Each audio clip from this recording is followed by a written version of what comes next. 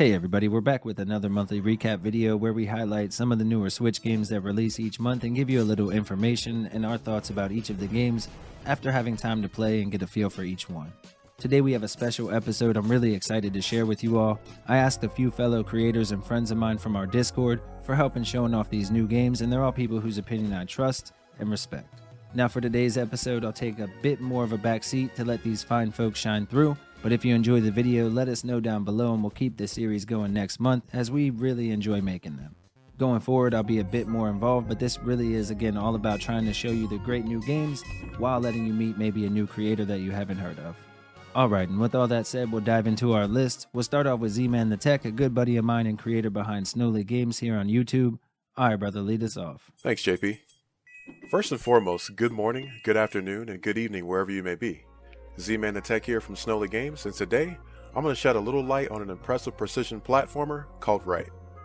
Based off my experience thus far, you can expect a simple to play and difficult to master platformer with 160 strategically handcrafted levels, smooth and responsive controls that bend to the will of the player, beautifully lush and lively pixel art with level assets that react to each environment, and an outstandingly cozy and serene soundtrack by Grand Prize Big Fuzz. Everything that you would expect from a modern 2D platformer is present here. Pixel perfect jumping from platform to platform, superb wall jump mechanics, perilous obstacles, and that insatiable feeling of needing to try just one more time. The main objective is to find the key in each level to open the portal to the next trial. Now for those hardcore platform gamers that have to gather all the collectibles they see, this game has you covered in that area too. Now it is possible to beat the level by just grabbing the key, but let's be honest, you know you want to grab all those collectibles on each run.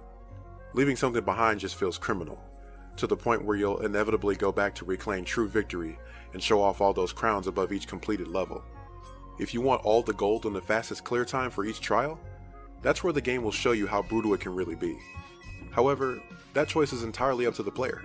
So with that being said, good luck to you, and enjoy the experience. Hey everyone, Lando from Xploring Gamepass here. Let's take a look at a new roguelite I'm a huge fan of. In Curse to Golf, you play as a golfer on the cusp of winning a prestigious golf tournament when the golf gods strike you down, cutting you down in your prime. You wind up in purgatory and your only way out is to complete the most difficult 18 randomly generated holes ever created. You fail one, back to the first tee with you. For this journey, you're equipped with a wedge, iron, and driver, one-time use power-ups in the form of cards, and permanent upgrades you gain as you progress through the game. The course is full of dangerous obstacles, power-up idols, boss fights, and multiple environments. This simple concept has surprisingly deep gameplay. Each hole has multiple paths and can be approached with different styles. Aggressive and conservative styles can both be successful as long as you plan ahead. The overworld also has numerous paths that reward the risk of choosing to play the cursed holes. These holes will curse you with randomly generated handicaps that will last a varying number of strokes. The key to success in this one is to make a solid plan for each hole and adjust and pivot when your plan inevitably goes wrong. I love this game, and in my opinion, it is worth the $20 price tag.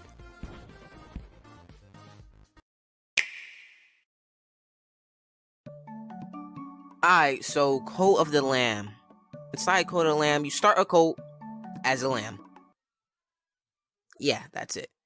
Alright, let me stop. So basically, Coat of the Lamb is basically Animal Crossing and Hades combined to make this amazing Coat this sim.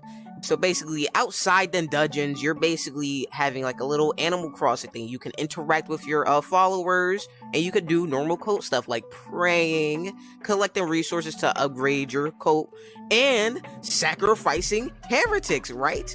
Absolutely basic coat stuff, you know. And inside the dungeons, you could collect even more resources to upgrade your coat, or kill bosses, kill monsters, and progress through the game. So, Coat of the Lamb is $25, but it's definitely worth every single cent. I think this is for everyone. Everyone should play this game. It's absolutely amazing. On to the next person.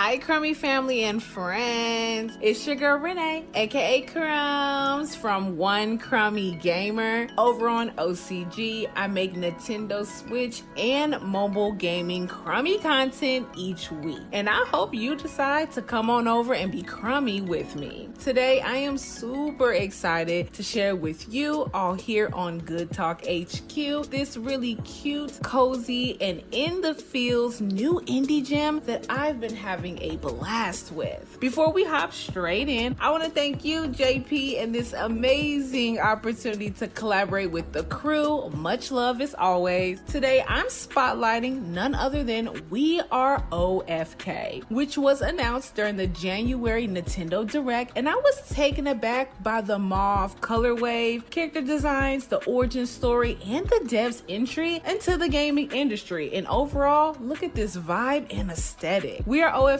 is best described as a visual novel that plays out much like a Netflix biopic, and honestly, I am so here for it. We get to leave our ex on red or respond with sassy flair during text message conversations, daydream about our future past the 5 p.m. hour, experience the pains of growing up and falling deeper in love with all of our passions. In this case, the passion isn't fashion, but instead the frequency of music. And oh boy, when I tell you, the music really does steal the show here. Matter of fact, please wear headphones when you play this game. Just trust me on this one. One of the coolest things about Are OFK is our ability to partake in the music videos in a very unique minigame-esque style, and honestly, you must be on beat. The devs definitely understood the assignment when they took the episodic approach to this one, especially considering the genre. Are OFK tells the story of being a young adult, leaving behind what we once knew to seek out something more fulfilling, and embracing the journey regardless of what discomfort we experience along the way. Hey, you're listening to Ty from America Sports and Video Games, and a new game that I've been playing is Blossom Tales 2. See, I kind of have this thing where I really like playing good games, and this is one of those said good games. Basically, old school Zelda with new school elements to it. It's a one-player adventure, RPG, action kind of game. Just 273 megabytes, which is really good on the old SD card. And a completion time of about 11 hours to 100% completed, probably 15 or 16 hours around there. This is a good game. If you played the first one, pretty much everything about the second one is better. But if you're going into this brand new, just know that it is a lot like old school Zelda, and it's worth the money to me for sure, which is $14.99. But the story is what really does it for me. I find it hilarious that you get to just waltz into people's homes and just crash their homes with everything they have to try to find coins. And the next time you come into that home, it's all replaced. Kinda almost makes me feel bad a little bit. Alright, thank you all for helping me with the video today, and if you watched it and you like some of the video segments, please visit their channel, show them a little love. As for me, I picked up Islets, which is a new Metroidvania from a small dev team. The game has amazingly tight controls, the combat is really deep, and the hitboxes feel consistent, which is always nice. The map is massive as you'd expect, but it goes next level when you get your aircraft and you can fly to different islands or shops. And of course you have different unlockable abilities, secret areas, the boss battles are fun, and the story is maybe 4 hours roughly. But again, it's from a small dev that has really worked hard to make it run great here on the Switch. Be ready for intense combat, and there are even some sections that feel like a bullet hell game. Overall, it's really fun and worth checking out. It retails for $19.99 with a download around 540 megabytes, and it released on August 24th.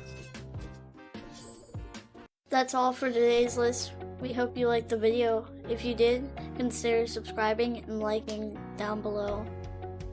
Okay, bye!